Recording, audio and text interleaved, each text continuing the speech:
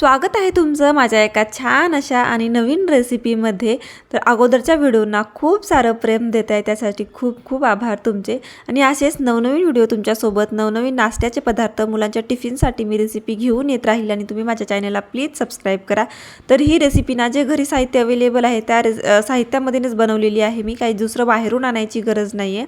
तर एक बाउल घेतलेला आहे, त्याच्यामध्ये 1 चमचा तेल टाकून घेतलेला आहे, त्याच्यानंतर लाल तिखट अर्धा चमचा, गरम मसाला अर्धा चमचा, चवीप्रमाणे ते मीठ टाकायचं आहे। त्याच्यानंतर अर्धी वाटी आपल्याला गव्हाचं पीठ टाकायचं आहे, तुम्ही तुमच्या ह्याच्यानुसार घेऊ शकता, कमी जास्त करू शकता। त्याच्यानंतर चिली फ्लेक्स टाकायचे अर्धा चमचा आणि पूर्ण तेल जे आहे पिठामध्ये मिक्स करून घ्यायचं आहे। आपल्याला अशा प्रकारे चोळून पूर्ण पिठाला जे आहे तेल लावून घ्यायचं आहे। मी अशा प्रकारे चोळून पूर्ण पिठाला तेल लावून घेतलेलं आहे। त्याच्यानंतर पाणी टाकायचं आहे आपल्याला, थोडं थोडं पाणी टाकून या पिठाचा छान गोळा बनवायचा आहे। तर पातळ नाही, घट्ट असा गोळा बनवायचा आहे। तर पाहू शकता अगदी थोडंसं पाणी टाकून मी छान असं मळून घेतलं। त्याच्यानंतर लागलंच तर आपल्याला नंतर घालायचं आहे।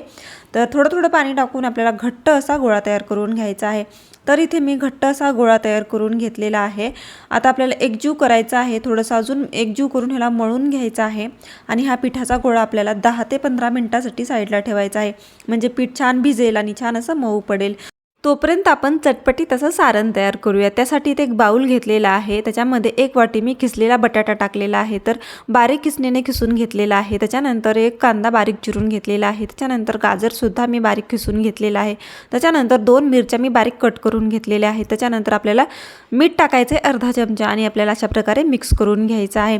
मिक्स करून आपल्याला 10 मिनिटं हे साईडला ठेवायचं आहे, म्हणजे ह्याला छान असं पाणी सुटेल। तर पाहू शकता मी अशा प्रकारे मिक्स करून याला 10 मिनिटं साईडला ठेवलं होतं।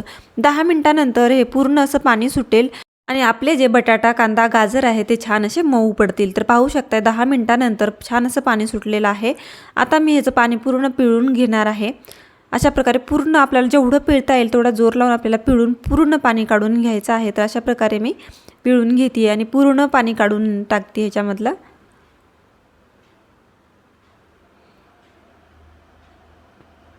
तर भरपूर सारं पाणी निघालेलं आहे, त्याच्यानंतर त्याच बाउलमध्ये ट्रान्सफर करून घेतलेलं आहे। त्याच्यानंतर मी इथे अर्धी वाटी पनीर खिसून टाकलेलं आहे, ऑप्शनल आहे, असेल तर टाका, नाही तर काहीच हरकत नाही। त्याच्यानंतर अर्धा चमचा गरम मसाला, अर्धा चमचा आपल्याला टाकायचं आहे ब्लॅक पेपर पावडर, त्याच्यानंतर काश्मीरी मी इथे चिली फ्लेक्स टाकलेला आहे, हे तिखटवालं नाही आहे। त्याच्यानंतर आपल्याला टाकायचं आहे जे पिझ्झा आपल्याला टॉपिंग्स मिळतात ना पिझ्झावर टाकायचं, ते जर तुमच्याकडे असेल तर टाका, त्याच्याने खूप चटपटीत चव येते।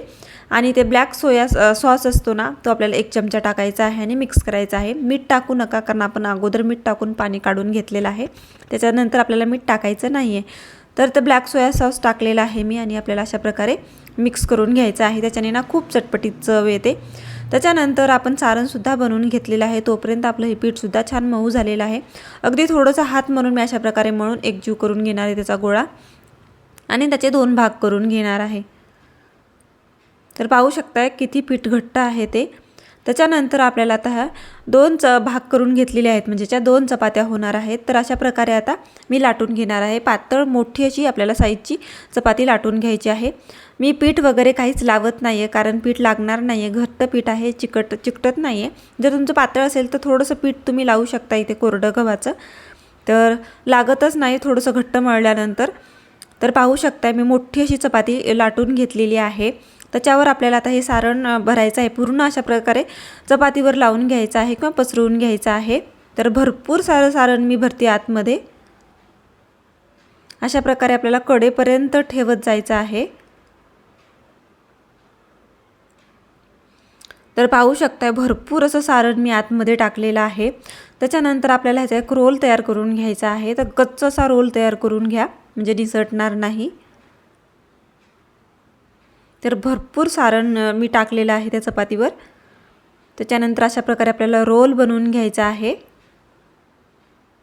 घट्ट असा आपल्याला म्हणजे असं बिलकुल लूज नाही सोडायचा आहे, हा रोल असा आपल्याला रोल बनवून घ्यायचा आहे। पाहू शकताय त्याच्यानंतर लास्टला अशा प्रकारे आपल्याला जो भाग आहे तो चिकटून टाकायचा आहे अशा प्रकारे। त्याच्यानंतर चाकूने कट करून घ्यायचा आहे आपल्याला आवडेल ते साईजमध्ये।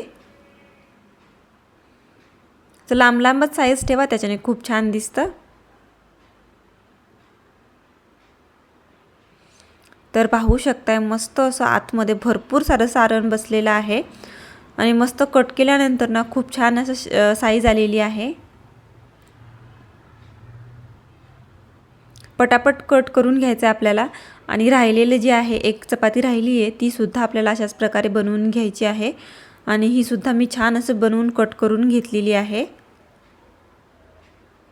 आता थोडंसं वाटतं ह्याचं सारण बाहेर येईल म्हणून, तर काय करायचं, अगदी हलक्या 2 बोटांनी ना ह्याचं आतमध्ये थोडंसं ढकलून एक छोटंसं आतमध्ये पूर्ण सारण ढकलायचं आहे, म्हणजे बाहेर निघणार नाही, तळताना निघणारच नाही आहे।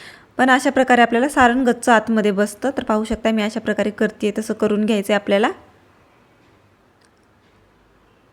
म्हणजे गच्च आतमध्ये बसतं। तर अशाच प्रकारे जे राहिलेली होती एक चपाती ती सुद्धा मी बनवून घेतलेली आहे। भरपूर सारं बनवून घेतलेलं आहे मी। त्याच्यानंतर ना आपल्याला कुरकुरीत बनवण्यासाठी मी इथे अजून अर्धी वाटी गव्हाचं पीठ घेतलेलं आहे। त्याच्यामध्ये चवीप्रमाणे मीठ टाकायचं आहे आणि आपल्याला थोडं थोडं पाणी टाकून ह्याचा छान एक बॅटर तयार करून घ्यायचं आहे। तर पाहू शकता पातळ असं बॅटर करायचं आहे। पहिल्यांदा थोडं टाकलं आणि मिक्स करून घेतलं। गाठ तयार न होता आपल्याला अशा प्रकारे हे बॅटर तयार करून घ्यायचं आहे। अजून पाणी टाकते मी आणि अशा प्रकारे मला 1 कप पाणी लागलेलं आहे। तर छान असं मिक्स केलेलं आहे मी। आता वरून कोथिंबीर टाकणार आहे आणि अजून मिक्स करून घेणार आहे। थोडंसं घट्ट वाटते मी म्हणून अजून थोडंसं पाणी टाकलेलं आहे आणि मिक्स करून घ्यायचं आहे। आपल्याला एवढं बॅटर पाहिजे पातळ, जास्तही पातळ नको किंवा जास्तही घट्ट नको। त्याच्यानंतर मी तिकडे तेलसुद्धा तापायला ठेवलं आहे। तोपर्यंत मी इथे तुम्हाला पुढची प्रोसेस कशी आहे ते दाखवून घेते। तर आपल्याला जे बनवून ठेवलेले होते ते रोल्स आपल्याला एक घ्यायचा आहे, या पिठामध्ये टाकायचा आहे आणि पूर्ण अभिषेक घालायचा याला अशा प्रकारे पिठाचा पूर्ण बुडवायचा आहे आपल्याला पिठामध्ये या बॅटरमध्ये। त्याच्यानंतर आपल्याला अशा प्रकारे चमच्याने घ्यायचा आहे चमच्यावर आणि आपल्याला हे गरम गरम तेलात सोडायचं आहे। तर अगोदरच मी ते तेल तापायला ठेवलं होतं, आता हे गरम गरम तेलात मी अशा प्रकारे टाकून घेणार आहे। तर अशाच प्रकारे जे राहिलेले आहे ते सुद्धा आपल्याला पूर्ण अभिषेक घालायचा आहे बॅटरचा। त्याच्यानंतरच आपल्याला ह्या पिठामध्ये टाकून घ्यायचं आहे। तर पाहू शकता अशा मी जसे साईज खाली तोंड करून ठेवले नाही असंच ठेवा। तर त्याचं ना तुम्हाला वाटत असेल पूर्ण जे मधलं सारण आहे ते पूर्ण तेलभर पसरते, तर काहीच होणार नाही। बिलकुल त्याच्यामधलं सारण जे आहे ते बाहेर निघणारच नाही, पाहू शकताय तुम्ही। पण असं नका ठेवू, मी पहिल्यांदा ठेवलं होतं ना तसं नका ठेवू, असे सरळ आपल्याला ठेवायचे आहेत तेलामध्ये, तर तुमचं ना मधलं सारण बाहेर येणार नाही। जर तुम्ही तसं ठेवलंत ना तर सारण बाहेर येईल, म्हणून आपल्याला अशाच ह्याच्यामध्ये तेलात ठेवायचं आहे।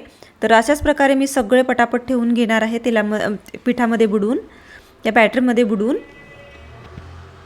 तर पटापट मी सगळे हे तेलामध्ये टाकून घेतलेले आहेत, गरम गरम तेलामध्ये बॅटरमध्ये बुडवून। तर पाहू शकताय खालून छान तळलेत। तर दुसऱ्या साईडने मी पलटवून आता घेणार आहे आणि दुसऱ्या साईडने सुद्धा तळून घेणार आहे। दुसऱ्या साईडने आपल्याला अशाच प्रकारे ठेवून घ्यायचं आहे।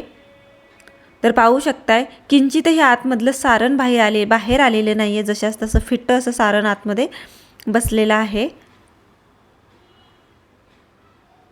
तर आपल्याला अशाच प्रकारे सगळे पलटवून दुसऱ्या साईडने घ्यायचे आहेत। दुसऱ्या साईडने सुद्धा कुरकुरीत असं तळून घ्यायचं आहे।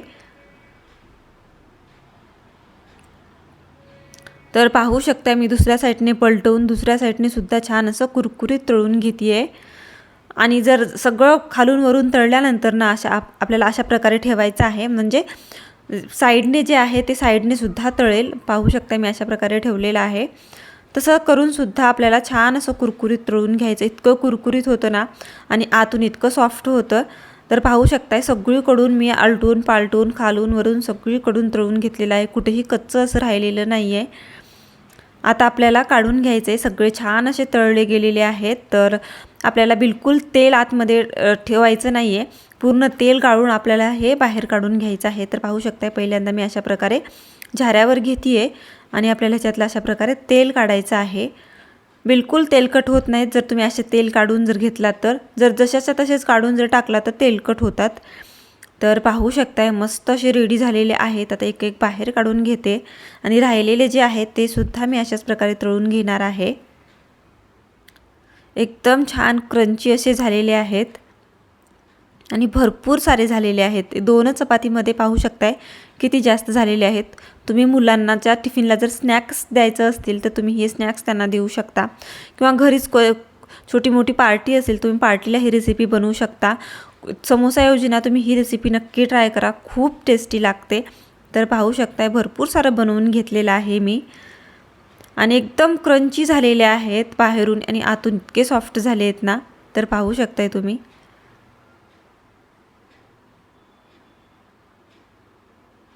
मला तर खूप आवडली ही रेसिपी, तुम्हीही नक्की ट्राय करा.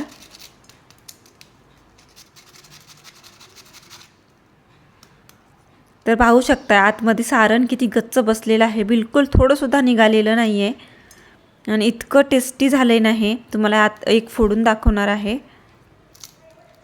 पाहू शकता बाहेरचं आवरण किती क्रंची झालं आहे ते आणि आतून किती सॉफ्टनेस आलेला आहे. ते एकदम गरम गरम हे खायला खूप मजा येते. तर मी जवळून पण तुम्हाला दाखवते तर किती मस्त झालेलं आहे. वरून कोथिंबीर टाकल्याने कोथिंबीर तर अजूनच छान शाईन देते आहे. तर तुम्हीही नक्की ट्राय करा. तुमच्या मुलांचा बर्थडे पार्टी वगैरे असेल, घरी पाहुणे येणार असतील, तेच भजे खाऊन जर कंटाळा आला असेल तरी नवीन रेसिपी नक्की ट्राय करा. खायला इतकी टेस्टी लागते आणि दिसायला खूप छान दिसते आहे आणि बनवायला म्हटलं तर काहीच वेळ लागत नाही, अगदी झटपट होते. तर पाहू शकताय आणि काहीच सामान करून ठेवायची गरज नाही आहे. पटापट सामान करून ही रेसिपी अगदी 10 ते 15 मिनटात होऊन तयार होते. तर मला तर ही रेसिपी खूप आवडली, तुम्हीही नक्की ट्राय करा. आणि कोणी नवीन असेल, पहिल्यांदाच माझे व्हिडिओ पाहत असेल तर प्लीज माझ्या व्हिडिओला लाईक, शेअर आणि सबस्क्राईब करा.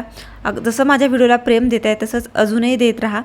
तर पाहू शकताय नक्की ट्राय करा आणि ट्राय केल्यानंतर ना माझ्या कमेंटमध्ये रिव्ह्यू द्यायला विसरू नका. तुमचे रिव्ह्यू आल्यानंतर ना मला अजून रेसिपीज ट्राय करायला ना खूप मजा येते आणि उत्साहसुद्धा येतो. नक्की ट्राय करा आणि सबस्क्राईब करा. बाय बाय, भेटूया नवीन व्हिडिओमध्ये.